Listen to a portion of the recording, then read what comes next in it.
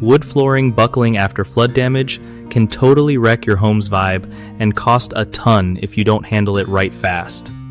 So, if your wood floors got soaked and started buckling, first thing, get all the water out as soon as possible. Use fans and dehumidifiers to dry things out over a few days. Patience is key here. You gotta check for mold or mildew because that stuff spreads quick and ruins the floor more.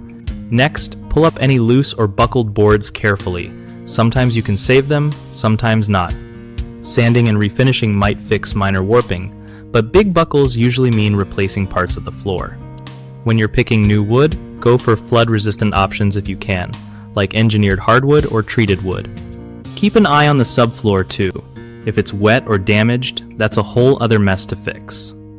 Finally, think about waterproof coatings or sealants to help protect your floors long-term from future water issues.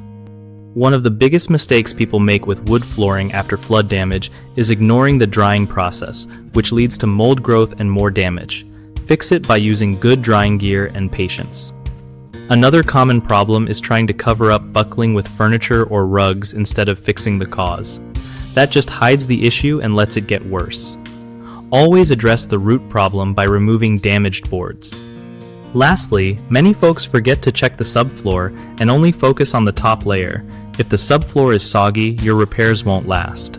Make sure to inspect and replace any damaged underlayers to avoid repeat problems.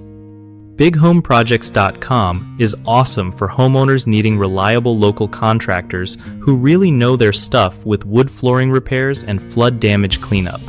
Contractors can also find steady work there, connecting with people who need their skills for projects big and small.